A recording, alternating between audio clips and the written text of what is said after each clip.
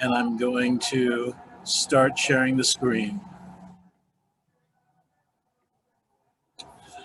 All right, so our topic today is the ascendant and personal happiness. And what I thought I would do first, because I know that probably quite a few people here probably might be in a very beginning place. So there are a few things I wanted to kind of break down first as we kind of go into the ascendant. And all of these things, you're going to think, why is he talking about these here now? But they will all make sense when we actually come to the information. So you should all know that the ascendant is the first house of the zodiac. Okay, so, oh, got somebody else coming in, lovely. So that's all I'm going to say for right now. There are signs, there are houses, there are planets. And as you can see from the very first thing that I start with, it's the relationship between the zodiac and the planets. The zodiac signs are the masculine diurnal, which means daytime, and the feminine nocturnal or nighttime expressions of the planets.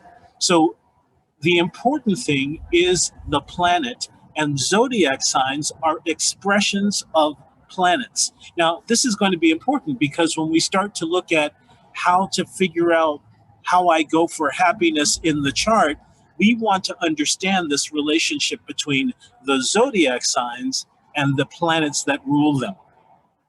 So we can break down the substance of a zodiac sign too. Remember, when we're looking at the ascendant, we're going to be looking at a zodiac sign, but then we're also going to be looking at the ruler of that house, as a result of the sign that's there. So this is how we break down the substance or the being of a zodiac sign. We look to its gender, and as I've shown you, there are masculine and feminine signs. The masculine signs are the odd numbered signs. The feminine signs are the even numbered signs. So that means that 1, 3, 5, 7, 9, 11, which is what? Aries, Gemini, Leo, Libra, Sagittarius, Aquarius, those are all masculine and diurnal. And I'm going to repeat, since we've got one more person coming in, I'm going to go ahead and repeat what I just said, because this particular information is actually quite important.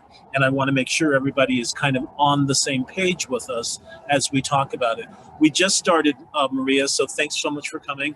And I just kind of got into the material where we were talking about introducing the ascendant by first introducing us to the relationship between the zodiac signs and the planets. You'll see from the flyer here, the zodiac signs are the masculine diurnal and feminine nocturnal expressions of the planet. So of the planets, zodiac signs share the same substance with their planetary ruler. So essentially, they are just different facets. They're the daytime facet and the nighttime facet of the ruler. We come next to how to break down the substance of a zodiac sign. So how to basically analyze what's going on with a zodiac sign, aside from, now what we're doing here is we're doing astrology that is not necessarily connected to your psyche or your mental state at this particular time. We're just looking at the astrology. We're looking at the astrology disconnected from the person and how it itself works. So you can do that with the zodiac signs. So the first way to break it down is to look to the gender.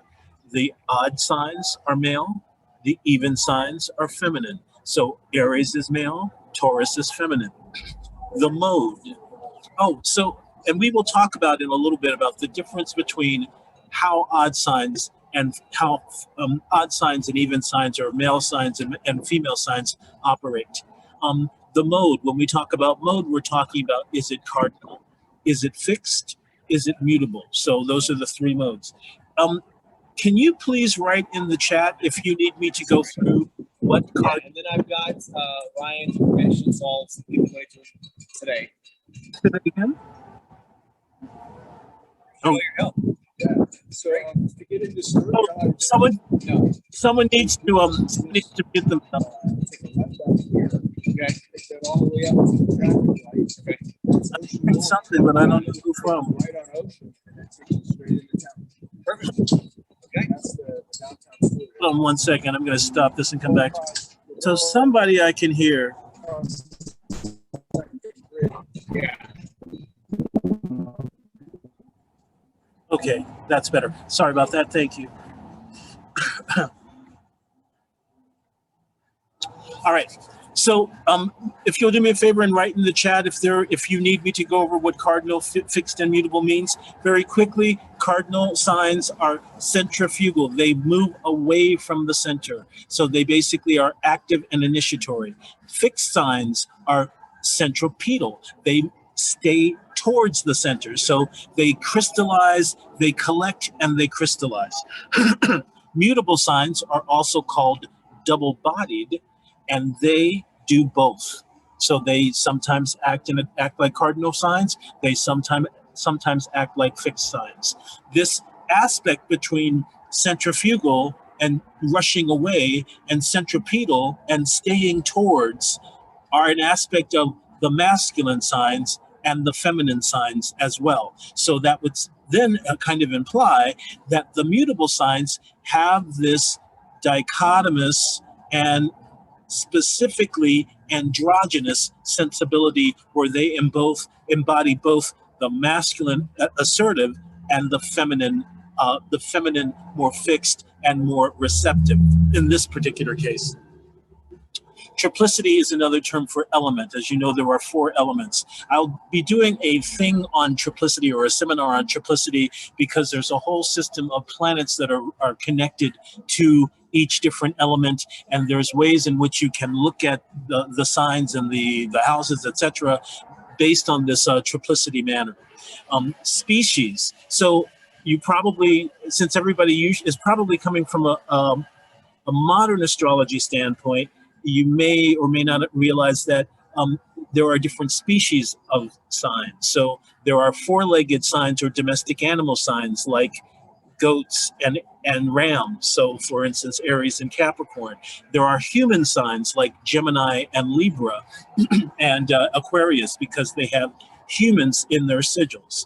There are fertile signs, there are sterile signs, there are feral signs, so signs that act like wild animals, like Leo can, and like the second half of Sagittarius. So when we say species, we're talking about this. So we haven't said anything about anyone's psychology just yet.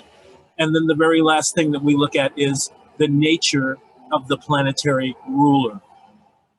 So just like signs, planets can be masculine and feminine. But they can also be benefic or malefic. Planets that are deemed naturally benefic can act in a malefic manner, and vice versa. So all of those particular things affect how the sign is going to operate. So if I have a feminine sign that is fixed, that's in Earth, right? So a feminine fixed Earth sign is Taurus. That sign is going to act much differently than a masculine fire sign that is mutable. That sign is Sagittarius. So can you already see the difference, even without looking at, what is my personality like? You don't even really need it in this particular case. You can just, on the very basic, you can just from knowing this breakdown, you can already start to have an understanding of how the sign operates. A fixed sign that's Earth is going to want to stay hew towards the center. It's going to want to be stable and to substantiate. A fire sign that is mutable and that is masculine, that sign is going to want to do what?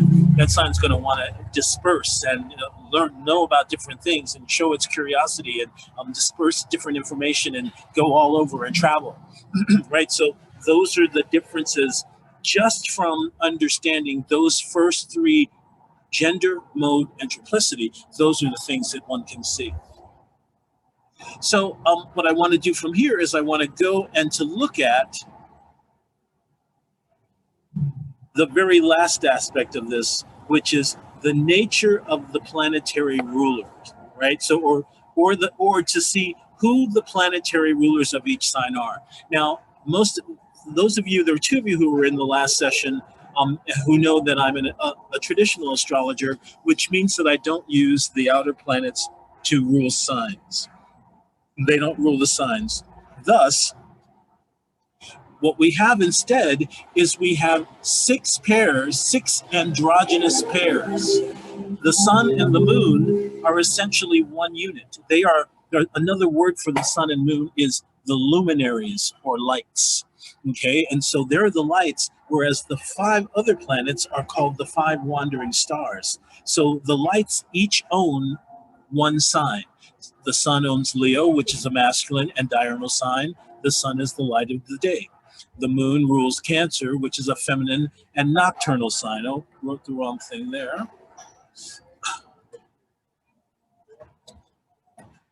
Right? And the moon is the light of the evening. So that shows kind of how the moon and the sun, remember, the moon has no light of her own. She uses the light of the sun. So this is how the sun and the moon operate as one androgynous pair, or as one androgynous composite, shall we say. And he has the fully masculine and she has the fully feminine. Okay, so going down the road, or down the line, shall we say more, Mercury is next. His daytime and masculine expression is Gemini. His nighttime and feminine expression is Virgo. Venus's daytime masculine expression is Libra. Her feminine expression is Taurus. Mars's daytime expression is Aries. His nighttime expression is Scorpio. Jupiter's daytime expression is Sagittarius. His nighttime expression is Pisces. Aquarius's daytime expression is, Saturn's daytime expression and masculine expression is Aquarius. His nighttime expression is Capricorn. So we see that if we look at what happened before the discovery, or rather before the integration of the outer three planets, what we actually have is a very airtight system of these six androgynous pairs. The sun and moon act as one unit, and then each planet has a masculine and a feminine expression. So already looks like we've got an astrology that's got lots of possibilities involved, right? And one of the things, I also study tarot, and one of the things I remember learning in tarot is the fact that in the Fool, if any of you are familiar with tarot, the Fool is one of the big tarot cards, and he has this pouch. And I was taught that the Fool, inside the Fool's pouch, are the 12 signs of the zodiac, which represent the gamut of human expression. So the gamut of human expression is represented within the 12 zodiac because they are the expression of these seven important planets. And these seven important planets are considered archetypal expressions of the creative force, or shall we say, universal consciousness. Okay, so universal consciousness and universal spirit. These are the seven main forces that emanate from that. Okay, so why are we doing this? Because when we look at the ascendant, we're going to be looking at signs, but that's not where our looking is going to stop. It's going to continue with us looking at the planet who rules the ascendant. So for everybody right now, I won't say go ahead and put it in the, don't put it in the chat just yet, but everybody look at your chart, take into consideration what the sign that's on the ascendant is, and then find if you don't already know it, find your ruling sign. And now here's another representation that shows it a little bit differently. Okay, so this is kind of using what we call the zodiacal alphabet, which I'm usually not down with, but I am down with it for learning. I have something.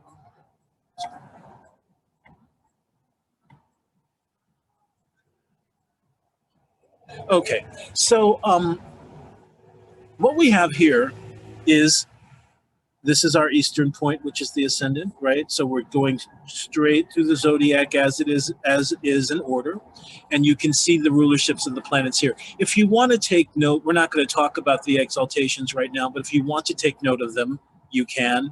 But look, you can see Mars rules Aries, Venus Taurus, Mercury Gemini, Moon, the Moon and the Sun, Cancer and Leo, Virgo on the other side of Cancer and Leo, then ruled by Mercury, then Venus ruling Libra, then Mars ruling Scorpio, Jupiter ruling Sagittarius, Saturn ruling Capricorn and Aquarius.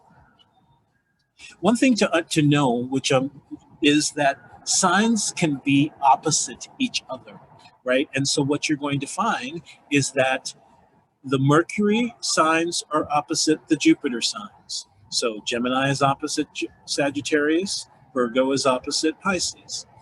The Venus signs are opposite the Mars signs. Venus rules Taurus, Mars rules Scorpio. Mars rules Aries, Venus rules Libra. Saturn rules the sign of both of the lights. Saturn rules Aquarius, opposite Leo. Saturn rules Capricorn, opposite Cancer. So it's even airtight in this particular respect, in this particular system of opposites as well. So that's just another way of seeing this rulership and also getting a way to see the chart. So this is the area of the chart that we're going to be looking at. And this is considered east in the chart. Okay. Coming back to my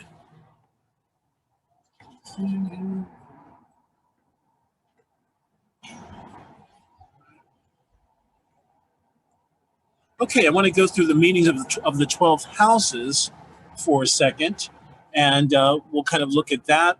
I have another wheel kind of thing to look at too, but we'll just go through the list right now, and then I'll put the wheel up. So once again, I'm a traditional astrologer, so I'm using the astrological meanings from the traditional period. And to be honest with you, I've been at this point next year it'll be 30 years that I've been studying astrology, and I have always found these to be extremely, extremely accurate. Like never an issue, never a problem. So I would say even if you're not using them and you prefer the other meanings, use these also.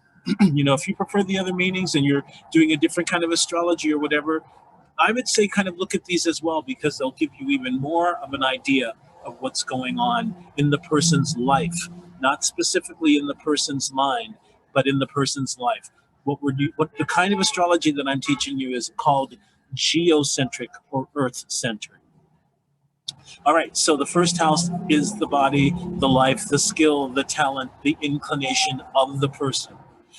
So it's basically the first house, and this is going to be probably somewhat controversial to most of you, but the first house and the ruler of the first house are way more indicative of your actual self than the sun can ever be, unless it's ruler of the first house.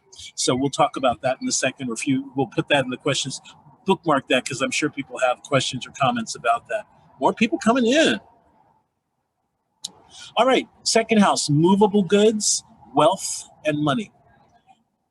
Let's see, siblings, third house, siblings, close friends and relatives. That I find for the third house is there are people that I went to high school with. There are people that I have friends that I went to high school with.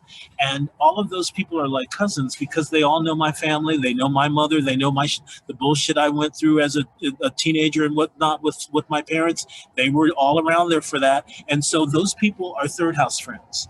11th house friends are different, and we'll talk about them in a second.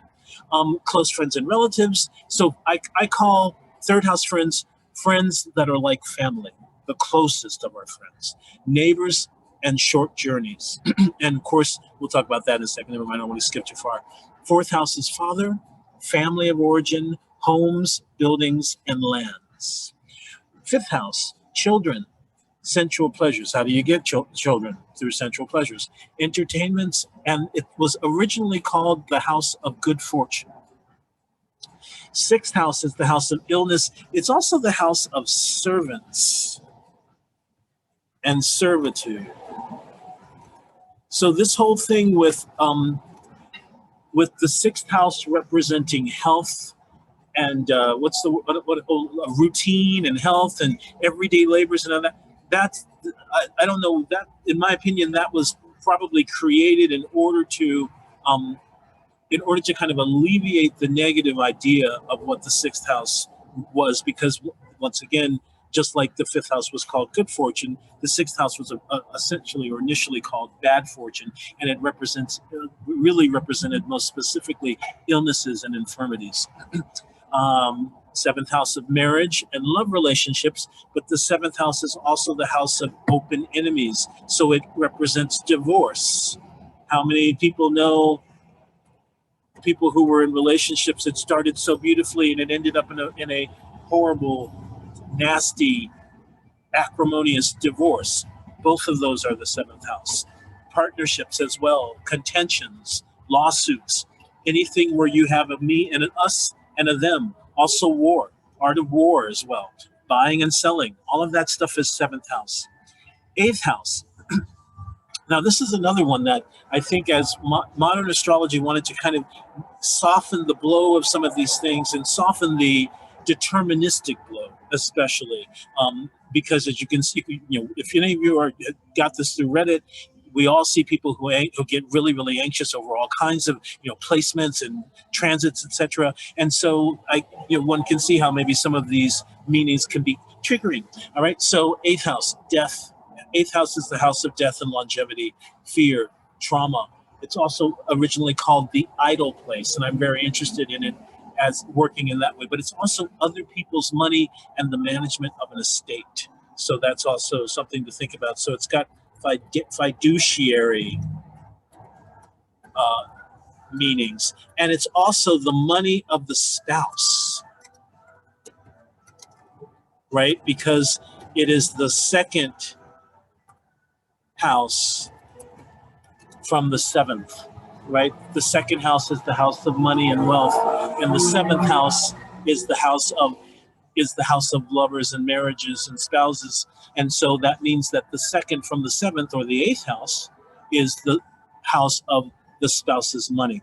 One day we'll talk about derivative houses, and you can do that with every chart.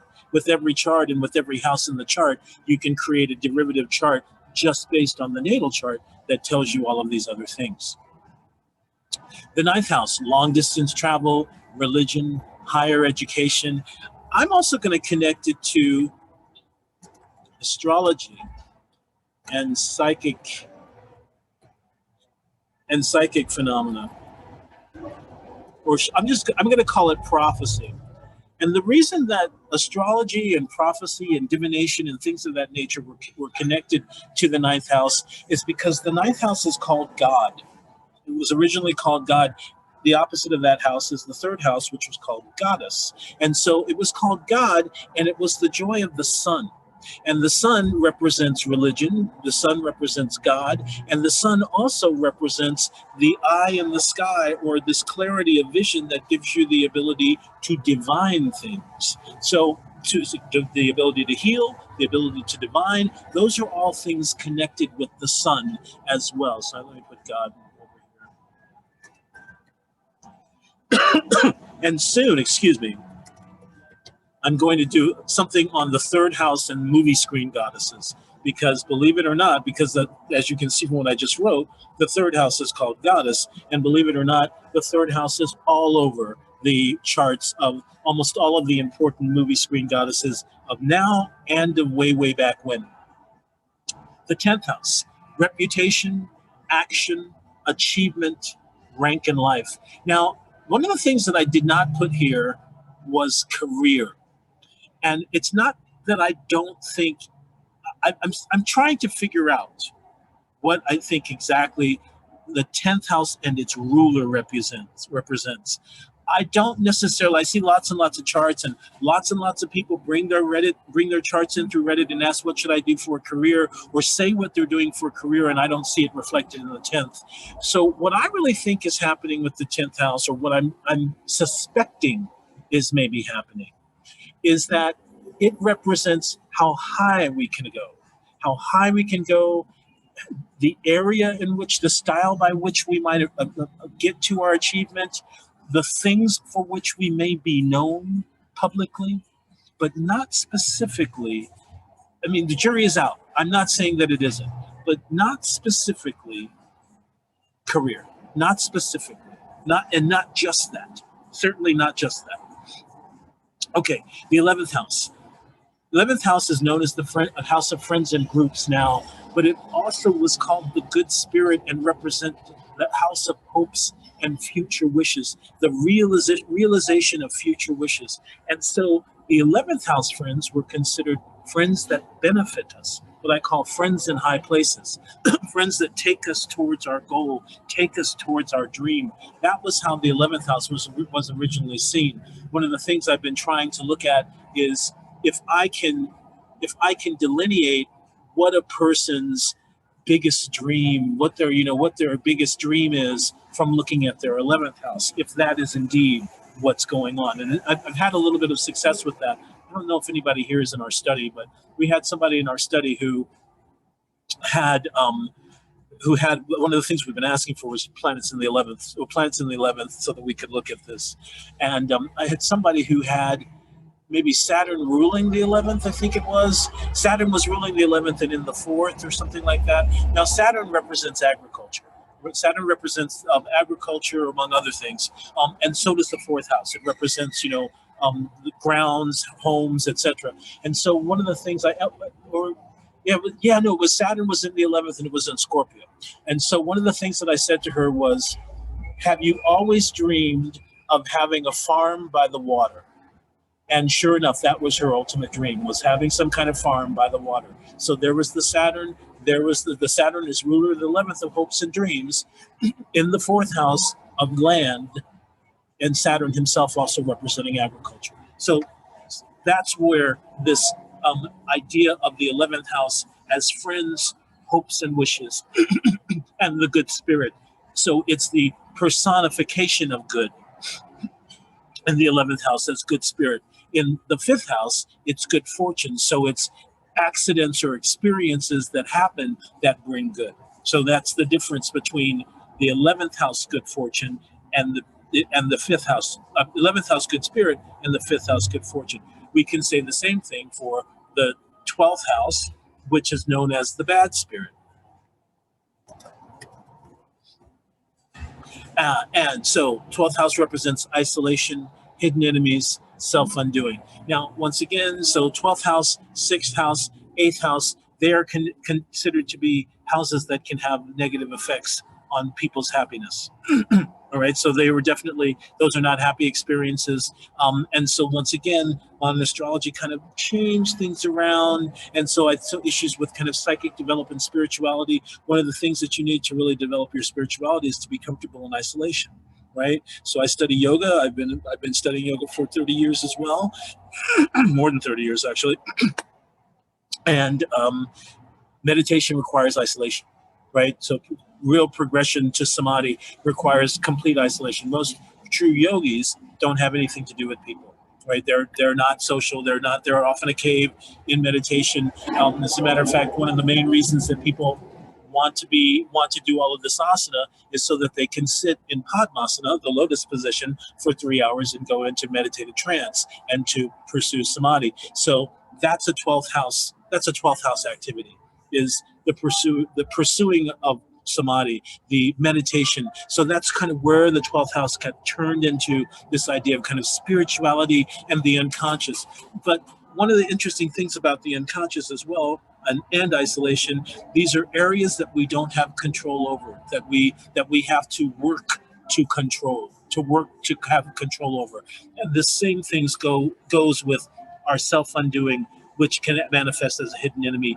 Hidden enemies can be the mother, right? So you'll see sometimes I've seen in charts where somebody's been mugged and they've had a transit by the 12th house ruler, right? So, by the ruler of the 12th house in their chart. So unseen, the things that are unseen but that influence us, and things that isolate us from the rest, because the 12th house is the unseen part of the chart.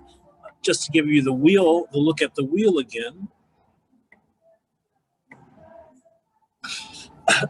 These are a little bit different from the things that I use, but they're in pretty much a kind of tandem. life, body, spirit, beginning. Spirit, yeah, okay. I definitely life.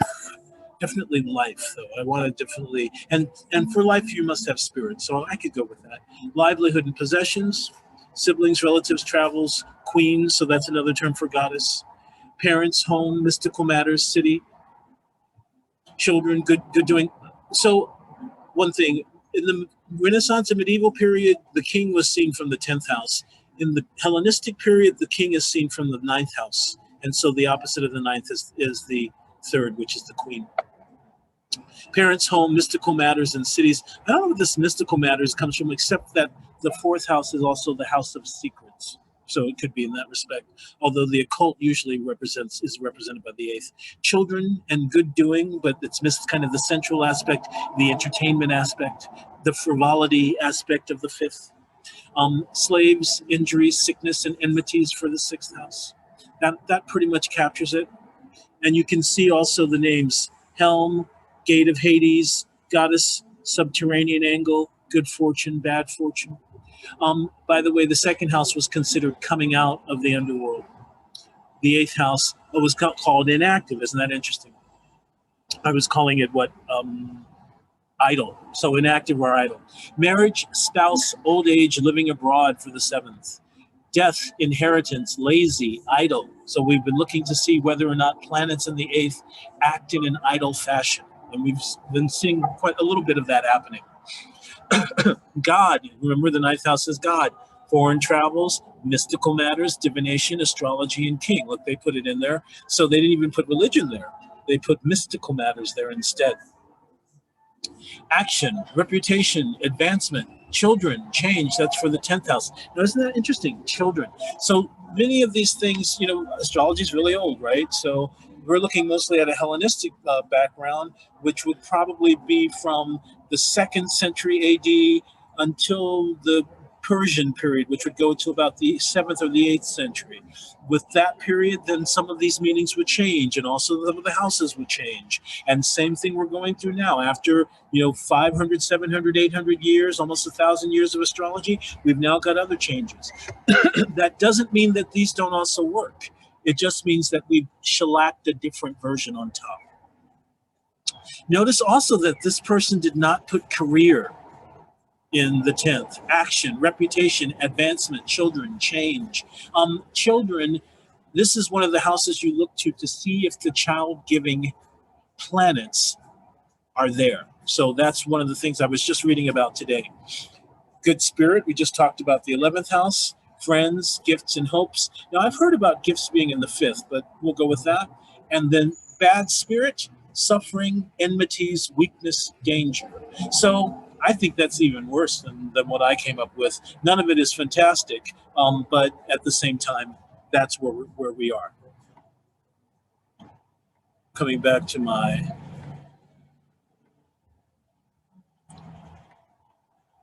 All right.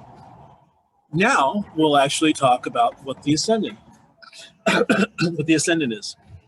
The Ascendant represents... I think I said this to Lily in my last class. First of all, let me just take a moment, since of course everybody is here. I am an astrology teacher. I do teach an astrology class. One of my students is here in that class. One of the students from that class is here in our session right now. And one of the things that I consistently talk about is the fact that as the sun rises in the east at sunrise, so also at the moment of the birth, a zodiac sign rises over the horizon of the east. That sign is the Ascendant. So I'm going to actually write that down. Oh, I might not have to write it down. But anyway, I'm going to repeat it. So as the sun rises over the horizon, the eastern horizon at sunrise, at the moment of your birth, a zodiac sign rises over the horizon. That sign is the rising sign or ascendant. That's the zodiac sign. So what I want everybody to do right now is to put their rising sign into the chat. And after I come back to this, after I kind of go through my little idea of what the ascendant is, I'll come and look at what everybody has written. So go ahead and feel free to do that. So the very first thing, body and physical appearance. You should be able to tell what the person looks like based on the ascendant, planets in the ascendant, and the ruler of the ascendant. That's because every planet has its own shape, its own physical shape that it contributes to. And so I remember once, speaking of derivative houses, reading for a friend of mine who was in a new relationship. And using derivative houses, I used the seventh house as the other person. And based on that, I said, this guy should be short, skinny, and hairy. And he showed me a picture. The guy was short, skinny, and hairy. So you can also do that. I know. And so one of the things I want to also say, which of course I said to my student on Thursday, is the weakest link in astrology is the astrologer. If someone says, and you see this a lot on Reddit, someone will ask a question and you'll see someone say, oh, that's really outside the purview of astrology. Astrology can't really do that. I can't, astrology can do it. The weakest link in astrology is the astrologer. Most astrologers, based on their orientation. Yes. Mute yourself, Maria. Mute yourself. No, I mean, honestly. Maria, mute yourself. Ryan, I've muted you.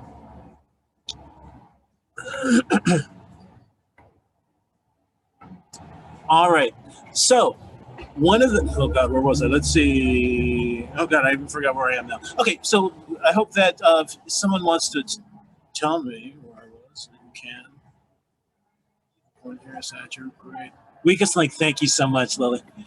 Okay. Weakest link in astrology. So that means when someone says it can't do it, that generally means they can't do it with astrology. It doesn't mean it can't be done. The power of astrology is vast. It can do so many things. As it is practiced right now, it does not do that much. Right now, it's mostly used as a mirror of the psyche and a mirror into relationships. It can do so much more than that. Okay, so body and physical appearance. Okay, that was just my little tangent based on that. Skill and inclination. So once again, I want to bring back the idea that signs are expressions of planets, which then means that your inclination isn't about trying to describe yourself based on a sign, but comparing yourself to how the planet operates, right? Because if the zodiac signs are of the same substance with the planet, it's really the planet that you need to be thinking about. It's really the planet who is paramount. It's really the planet who is doing the most, affecting of events and outcomes. So as an example, let's say you have a Libra rising. That means that you will be inclined towards the Venusian. Now, of course, that depends on where she is. Right? So your inclination may be towards Libra, but you see people who say quite a bit, I don't resonate with my ascendant. And I think it's because we're looking for a sun sign description of the ascendant that doesn't really operate, that doesn't really function or doesn't really fit, right? Because this represents something else. This is representing the planetary inclination that you have as expressed through that sign. And also as expressed through the sign that the planet is in. And we're going to get to that in a second. So skill, inclination, talent, all of those are represented by the planet who rules the sign. The ascendant is also the seat of personal happiness. It's the life and primary motivation. Now, an important thing also that I want to bring up is the fact that like I've been mentioning, astrology can do lots of things, including it can answer questions based on a chart for the time of the question. Have nothing to do with your chart. So you could come to me and say, my earrings are missing, where are they? I could do a chart for that time, and with the ascendant of that chart, with the chart from that time, I should be able to answer and give you an idea of where to find that earring. Now, how will I find you in that chart? And how will I find the earring, right? So how do I know what I'm looking at? And how do I know what I'm looking for? So I'm only going to answer the first question. The first question is, how do I find you? The ascendant is you. So that means that the ascendant, the first house, any planet in the first house, and the planet ruling, and most importantly, the planet ruling the first house is you. And that is for natal, that's for electional, which means choosing a time to do something. That's for horary, which means answering a question without using a natal chart. Any branch of astrology, except for mundane, which is about world events, the ascendant is you, which is the main reason I'm saying use the sun as your, don't use the sun as your representative for you. Use the planet who rules the ascendant as your representative, because everybody has a different one. It's even more varied than sun signs. Oh, we say I'm a Leo, I'm a Capricorn, blah, blah, blah, blah, blah, but everybody born within that time period is like that. But when you say, in my particular case, when I say I'm a Jupiter and Gemini, that's very specific from somebody who's a Saturn in Aquarius, or someone who's a Cancer and a moon in Cancer. Right? So those are very different expressions and experiences, and much more specific even than the sun sign. So not that sun doesn't matter at all, but it's overused as a symbol or representative of self, in my opinion. And so I've already dealt with this, but I don't resonate with my ascendant. Once again, if you don't resonate with your ascendant, then more than likely you're just not seeing it from the planetary perspective, which you need to be. Usually when people say that and I point them to what the planet that rules the ascendant is doing, they're like, oh yeah, I guess I am like that. So it's mostly because, once again, we're looking for a sun sign description that doesn't really apply. Okay, so so each of the four ways, there are four ways in which happiness, primary motivation, kind of manifest themselves in the chart. The first one is the rising sign shows the basic personal concept of happiness. Okay, and so the four personal concepts of happiness, sign on the ascendant shows the native sense of what personal aliveness, flourishing, and happiness is. That is what he or she wants, needs in order to be happy. These are the four primary conceptions of what happiness fundamentally demands and conditions for fulfilling it. So let's just look at the elements for a second. Fire. Fire goes for freedom and action. So this is a primary conception of happiness for fire signs on the ascendant. Earth, in having physical security. So this is a primary, having physical security is a primary conception of what happiness fundamentally demands. Okay, so do you see the opposite here? Fire, as some of you came in a little bit late after we talked about masculine and feminine signs, and so it's important to remember fire and air signs are odd signs, are odd numbered signs, and are masculine. Earth and water signs are even numbered signs and are feminine. Here we see the difference between how the masculine sign works and how the feminine sign works in going for and in having. So one goes for, one receives and wants and receives. So in going for freedom of action and power is fire. Earth, in having physical security. Air, in going for freedom of expression and movement. I would also add, and social edification.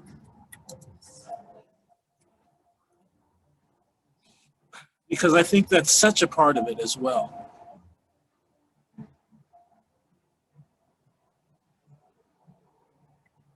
I'll get to that in a second. All right, and then last, water, in having emotional security. So these are the four primary conceptions of what happiness fundamentally demands and conditions for fulfilling. All right, let's come back. So look at that a second. Find your sign on here. Let's see.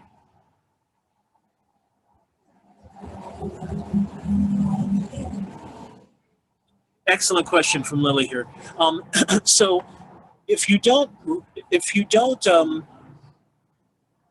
the question is, if you don't resemble the archetype of your ascendant physically, could that be due to planets aspecting the ascendant?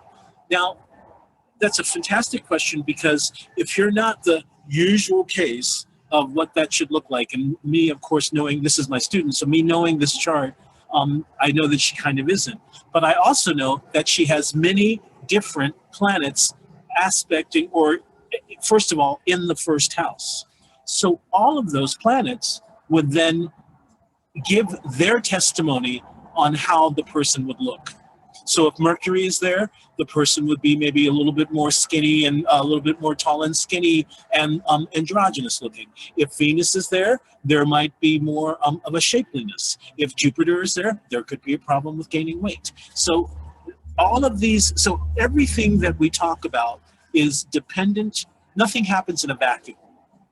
Everything that we talk about is dependent on something called the local determination of any planet. This term is called the local determination. And the local determination of a planet is the sign it's in, the house it's in, the aspects that are made, and the houses that it rules. Okay, so, but the first three especially, most specifically, because those first three are going to affect the last one. So let me say it again. The local determination of a planet, because that's what she's really asking me. She's saying, well, if I don't look like it, if I'm determined to look like something, but I don't, what's going on? Well, because the local determination is based on the sign it's in, it's based on the house it's in, it's based on the aspects that are made to it. And those three things affect the houses that that planet rules. All right, so let's just kind of keep that in mind. So find your sign, your ascendant sign here. I found mine to be very right on the money, to be honest with you. And even though this, oh, by the way, this information is from a fantastic astrologer named Benjamin Dykes. It's this particular part of it. The first part is mine, but this particular part is stuff that I learned from him. He and I both worked with a guy named Robert Zoller. I worked with Zoller through a correspondence course. I think Benjamin might have worked with him more directly, but both of these guys, there's material from both of these people, and they're both Robert and Benjamin are two of the main. I think Robert is dead now, but Benjamin is one of the main exponents of medieval astrology, which was what I had most of my interest in. So this is what this stuff is coming from. So if you've got a piece of paper or whatever, write this thing down for yourself. I mean, we're going to go even further than this, but just this, as we have it, shows us Aries by being goal-oriented, concerned, and outwardly influencing and dominating. Sagittarius, my rising sign is Sagittarius, by being flexible, exploratory, and experimental. You couldn't get more correct in my case.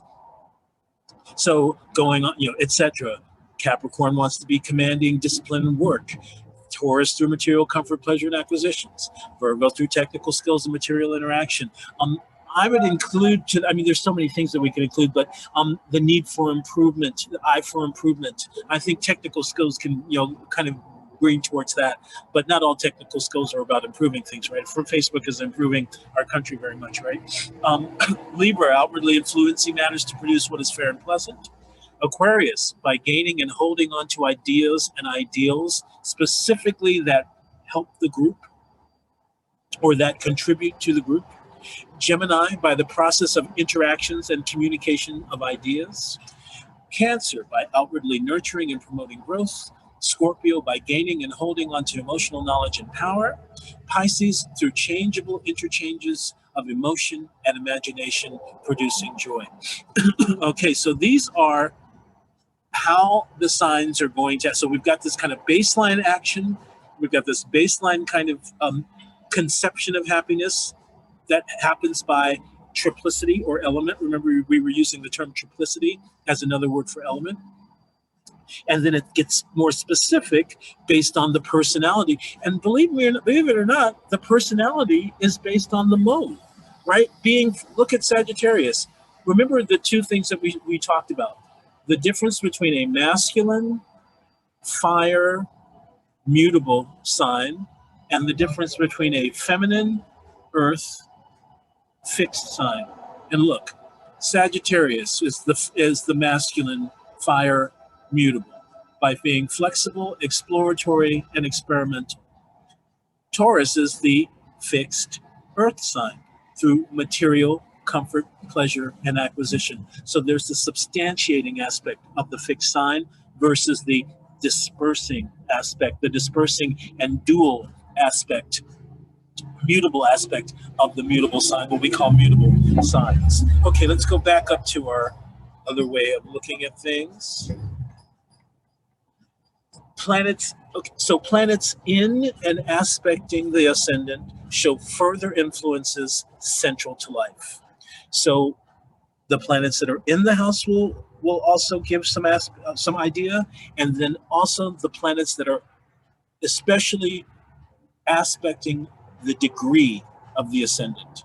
And you want the planet that is aspecting the most closely. So let's say I have 19 degrees of Taurus rising. Venus is at 18 degrees of Capricorn.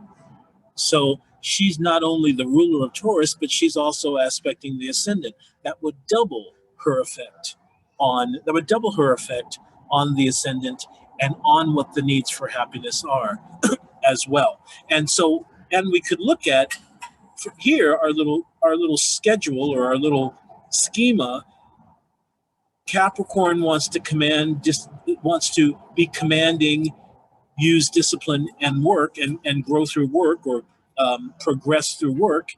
And Taurus wants material comfort, pleasure, and acquisition, right? So those would be two ways in which we could see those working together if indeed the Venus were trining the ascendant and Capricorn. Now let's say,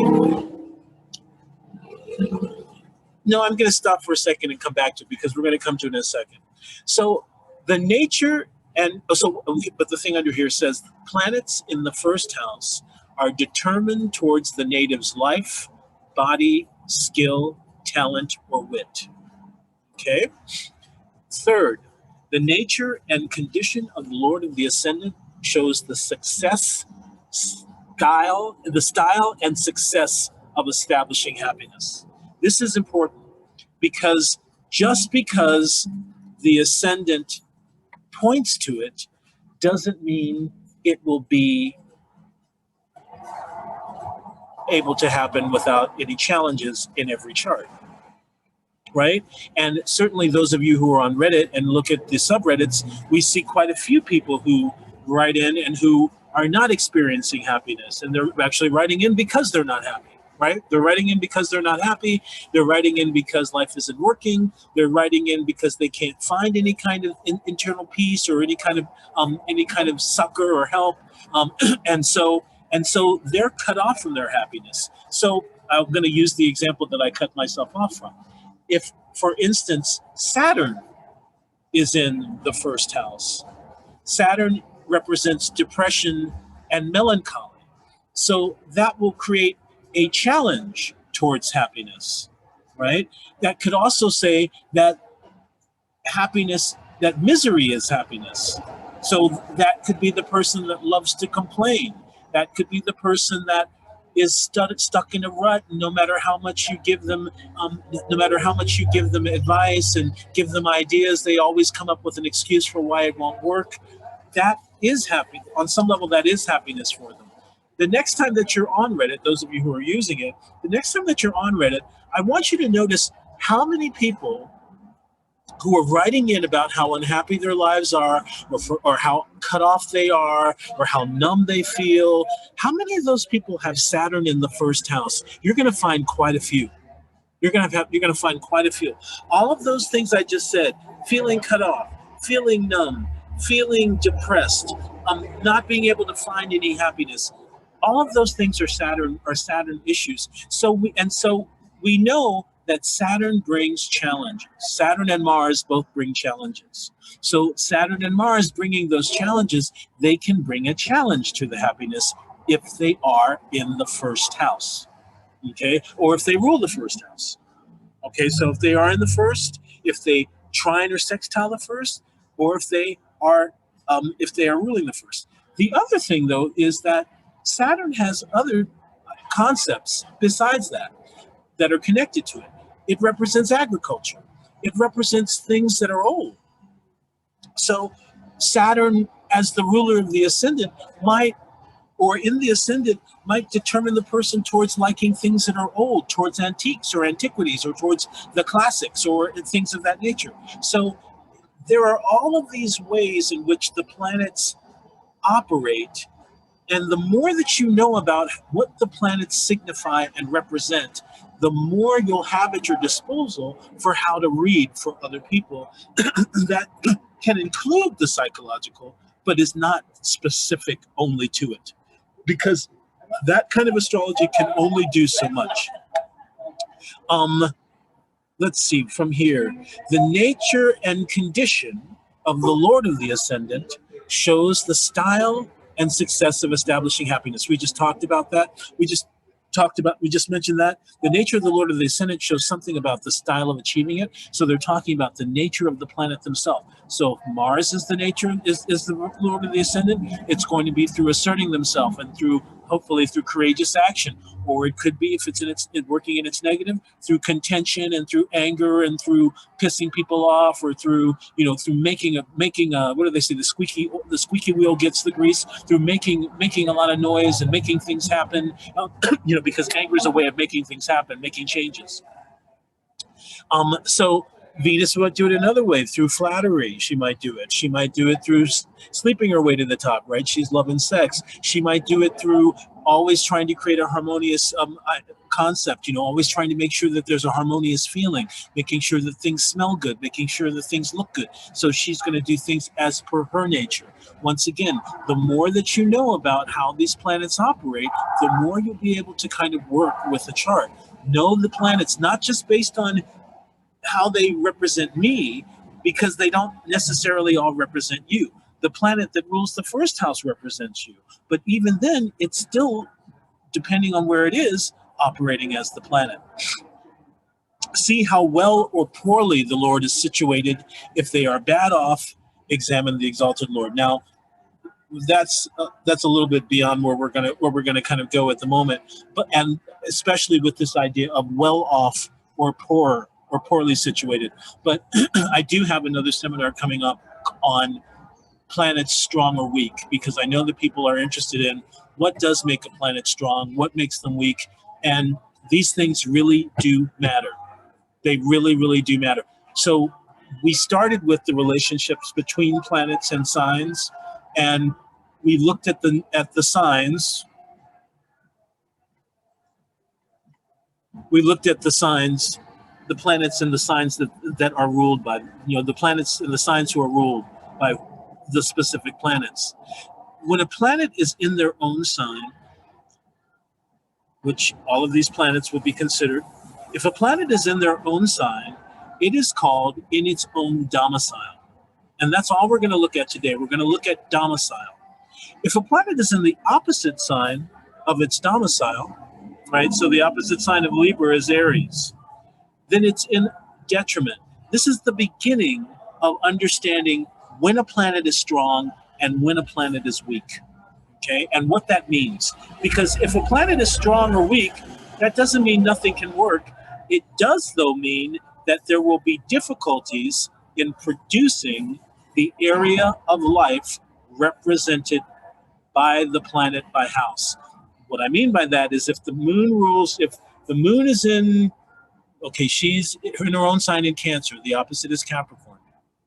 She rules the second house of money. She can still operate. She can still do, she's not going to be the perfect moon, but she is going to have problems producing the financial welfare of the person. One, because she's the moon and she's changeable, but two, because she's weakened by sign. This we'll get into later when we talk about planets that are weak and planets that are strong. And the two ways in which, in the few ways, there are many ways in which a planet can be weakened and in which a planet can be strengthened. The location of the Lord of the Ascendant by house shows a default area of life where the native seeks happiness. Now you can maybe see why I brought up the idea of signs and charts, signs and planets, and why I brought the other idea of houses. Because in order to do this, we have to have a good sense of what we're looking at. So what we're looking at is the sign on the ascendant. We are looking for any planet in the ascendant. We are looking for any planet aspecting the ascending degree, specifically the planet closest to that. Okay? And we're looking only for the four aspects and the conjunction. So either by conjunction, square, opposition, trine, or sextile. We're not looking at semisextiles or quintiles or biquintiles or any of that stuff. Only those five. And then we're looking at the ruler of the ascendant by sign position, by house position, by aspects to that house. So we're looking at the local determination of the planet who rules the first house. So I'm going to say it again. We're looking at the sign on the ascendant. We are looking at any planets in the first house. We are looking at any planets, the planet most closely aspecting the degree of the ascendant. We are looking at the local determination of the ruler of the ascendant. Local determination means position by sign, position by house, aspects made to it. Okay, so that is what we're looking for in order to do this. I'm going to put this back just to make sure everybody has seen the signs. This is excellent, amazing Ben Dykes stuff here. And so be sure that you've got this down for yourself, because I'm going to start with 2 demonstration charts, and then we'll get to your charts as well. Okay, what I'd like everybody to do next is I'd like everybody to find the ruler of their ascendant and tell me what the planet is and in what sign it's in. And so here are the planets and the rulers again.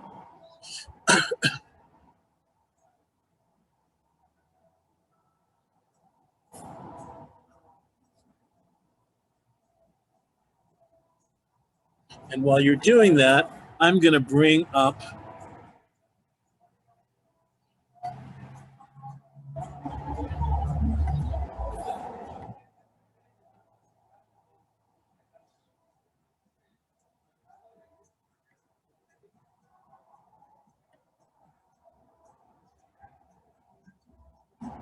mine's retrograde too, Natalie. Who else has a retrograde? 5th house in Virgo, Venus in Aries, Jupiter in Cancer. Oh, we got quite a few Jupiter types in here. Okay. Would you all do me a favor and write in? Does anybody here if you're using houses, what house system do you use? Do you use a quadrant system like Placidus, or do you use whole sign? Okay.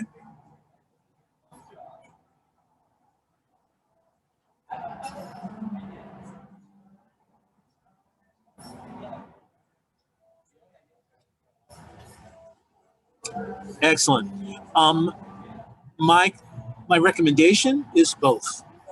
Okay, my recommendation is to use both. Because there are things that you would need the quadrant chart for, and there are things that the whole sign chart does. What I tend to find is that a lot of people are using the whole sign chart in order to evade the ambiguity that no, Neptune No, no Neptune, sweetie. We're only using the classical planets. So if Sagittarius is your ascendant, then Jupiter would be the ruler. And tell us what sign it's in as well. Oh, someone's saying they still don't know what to use. Okay, Sophia, what is the rising sign, or do you know how to recognize your rising sign? Kabish is fantastic. So do I. Sag, Jupiter as ruler. Beautiful. What sign is Jupiter in, Anne Louise? Oh, I should maybe remember this. Was it in the combustion with the moon? Sign, not house, sign.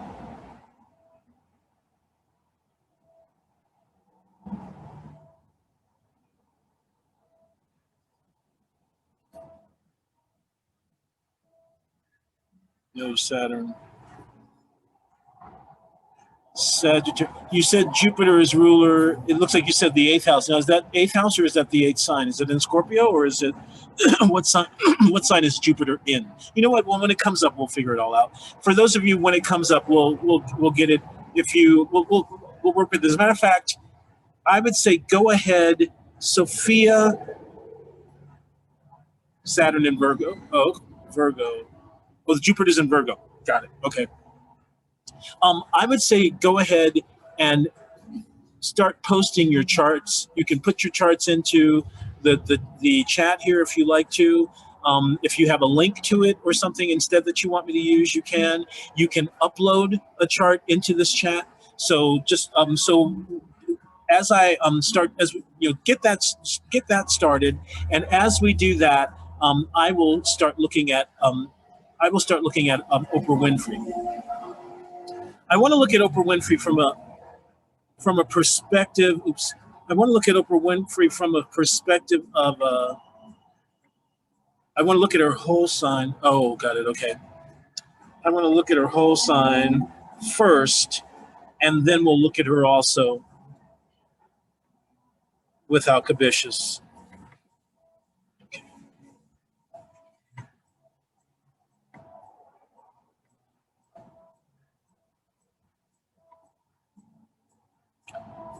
Oh, I do. Yeah, definitely, Lily. I definitely do. Thank you, Becca. Got yours. Okay. Okay, so looking at this chart, we're going to start with the ascendant. Now, the ascendant is the very last degree of Sagittarius. Now, here is something I want to talk about for a second, because I hear people talking about, critical degrees and, my it's in such and such, it's in such and such degree. So this planet or this sign or this point, the ascendant, is at 29 degrees and 40 minutes of the sign. That means it's in the 30th degree. So the 30th degree, so any degree is so for instance, the first degree is from 1 minute to 1.00 degrees. Same thing here. For this to be in the 29th degree, it would need to be 2900. Once it goes over to 29 degrees and 1 minute, for those of you who don't already know, this means degrees. There are 30 degrees in one sign, and this is minutes. There are 60 minutes in 1 degree. So that's what we're talking about. How many degrees and minutes of the sign have already been traversed or traveled? And in this particular respect, almost the entire sign has been traversed. Looking at our schema, we know that this person, it's a fire sign, so they're going to go for freedom of action and power by being flexible, exploratory, and experimental. Now, by whole sign, this Jupiter is in Gemini, retrograde. This is exactly my chart. And this is exactly the same as my chart. I'm 27 degrees of Sag rising and retrograde Gemini Jupiter in the 7th. And so this Gemini by the process of interactions and communications of ideas. So we've got not just the going for freedom of action and power, but we've got going for freedom of expression and movement and social edification, and through the process of interaction and the communication of ideas. It's important to understand. So the reason I love this particular chart is because Oprah Winfrey started as an interviewer. She started as a journalist and an interviewer. And then things moved from there. And even today, you know, as huge as she's become, she's one of the richest women in the world. She's one of the biggest conglomerates in the world. She still has this ability to project this intimacy, this one-on-one intimacy, as though she only cares about, as though she's only listening to you.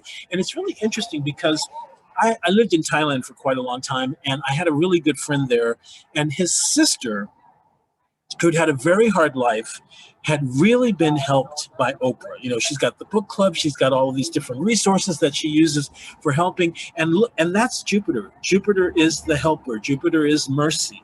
Jupiter is mercy. Jupiter is help. So here Jupiter is wanting to give mercy, wanting to bring help. Gemini, through the dissemination of information and through interaction, and Mercury, the ruler of Gemini, rules the tongue, so that's speech, and the hands, which is writing, so that's something that a journalist would use.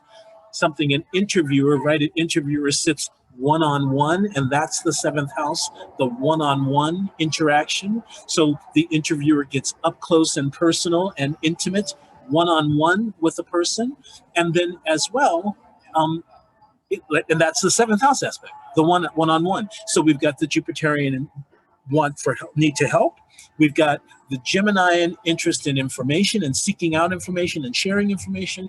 And then we also have this seventh house aspect of one-on-one, on face-to-face interaction, and on projecting this ability to be intimate even in larger circumstances. Okay, so this is an example of kind of what we're talking about. Now, the Jupiter is in Gemini, so it's going to act more like Mercury, who rules Gemini, than it's going to act like Jupiter. But journalism is a Mercury, is definitely journalism and acting. If you remember, Oprah was nominated for an Oscar for The Color Purple. So acting, journalism, she's got her own magazine, she's got her own book club. All of those things are Mercury and Gemini. So do you see how all of those things are kind of working, and how these are things that you're naturally going to, because as above, so below. What's being constellated above is also being constellated below at the same time. I'm going to do one more sample and then move to you guys.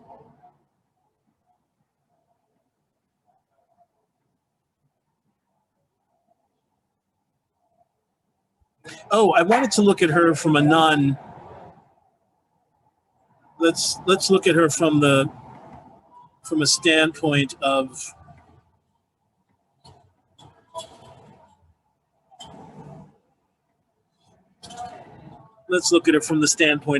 so in this particular chart now, we've still got Sagittarius on the ascendant. Jupiter instead now is in the sixth house. Now, the sixth house is the house of bad fortune, and also the house of illness, but the house of difficulty and illness, infirmity, difficulties. We know that she had a very difficult life growing up. She endured a lot of sexual and physical abuse. That there was physical sickness for a lot of her childhood as well. So we can see both working. We can see the fact that Jupiter is in the sign of an angle determines him more towards acting like an angle, but we can also see that the sixth house aspect also crept in to the meaning here.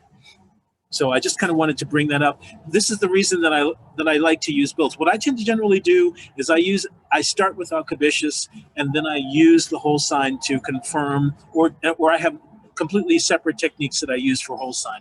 And you may find that you want to do that too. But one of the things that I was trying to say was, it isn't it isn't okay to just use whole sign because you don't understand the ambiguity of your chart and it looks prettier, or it all makes more, or I resonate more with it and whatever. You're both. And if something moves from one house to another, it's on you to understand why and how. Our second person,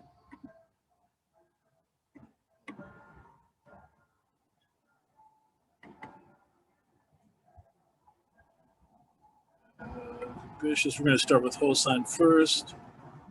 Oh, nope. Second. Nope. Shit. Oh, whole sign first. There we go.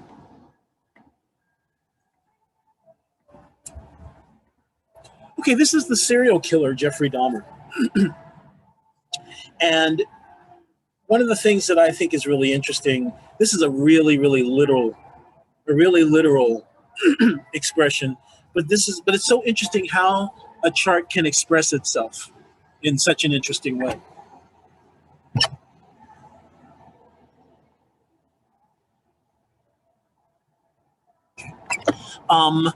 So 19 degrees of Libra is rising.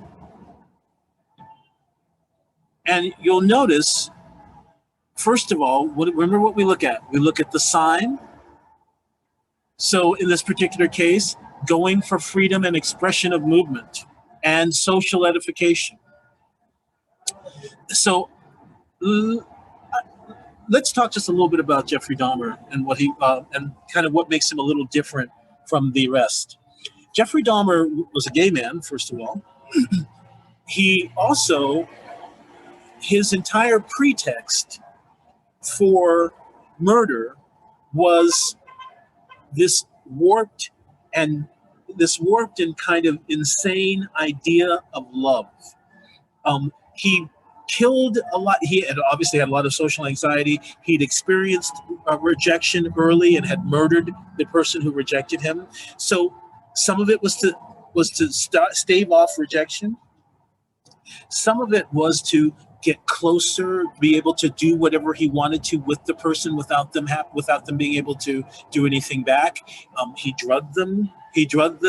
He had sex with them after they were dead. He did all kinds of, he ate them. He did all kinds of crazy. They found stuff in his refrigerator. So he did all of this kind of stuff, but he consistently insisted that he loved them and that he wanted to keep them close. So here we have Libra, which is ruled by Venus.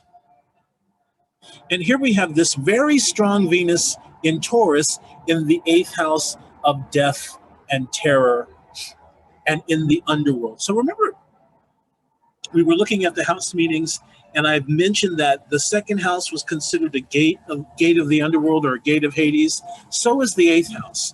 The 2nd house is called anaphora, which means to come out of the underworld. But the 8th house is the epicataphora, which means falling in. So we can see that this person didn't just fall in, they made a home out of it, right? Because we're talking about domicile, right? Venus is in her domicile in Taurus.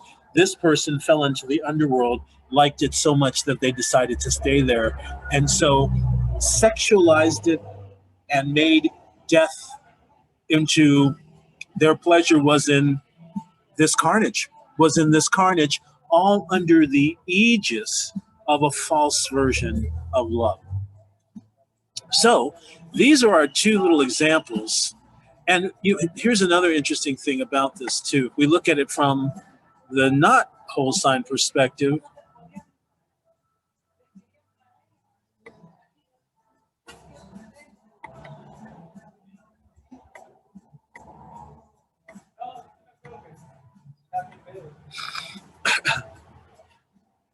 we see Venus right on the cusp of the 8th, but we see Mercury and the Sun in the 8th as well. And Mercury is in Gemini in his own house, in his domicile, right? So we know that and Mercury is skill. Mercury is information. Mercury is talent and skill and information. So all of the knowledge that he used to cut people up, to figure out how to preserve their bodies, to figure out what all of this.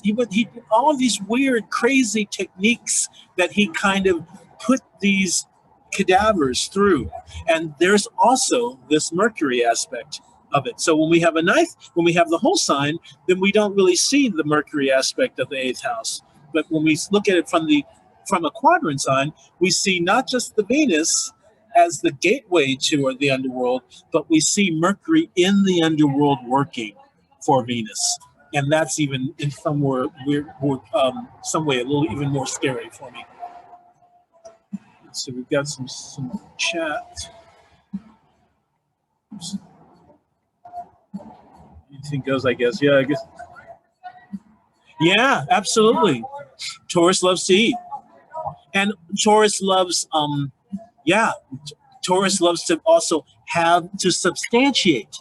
Even more interesting, Taurus loves to substantiate, right? So it was like his body collection, right? He collected them. He wanted them near him. It's kind of like I used to collect LPs when they were still a thing. When 78, not 78, but wax records. I used to collect LPs. It's what I wanted to substantiate myself with. It's what I wanted around me. It'd be interesting to see what his second house is. Oh, the Mars. So we didn't talk about. Hold on one second.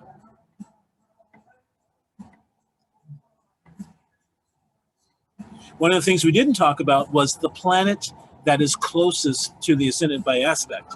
And that planet there's two of them. One is Saturn, but the closest is actually the moon. Notice how the moon is the ruler of the 10th house. The moon is in Aries, which is ruled by aggressive, violent Mars. And what is this person known for? This person is known as a murderer. Now, that's not what he did for a living. That wasn't his career, but we could certainly say it was a vocation or an avocation, in that respect. And also, it's a behavior for which he became publicly known as a butcher, as a murderer, a killer of people, working with sharp objects, working with poisons. Mars is knives and guns and poisons, right? Drugging people. Moon is liquids. So all of these aspects, Cancer is liquids, is the water, is the ocean. So moons, liquids, and all of these things coming together, kind of showing what, once again, this determination towards what gives satisfaction in this particular chart would be quite different from Oprah. All right, let's look at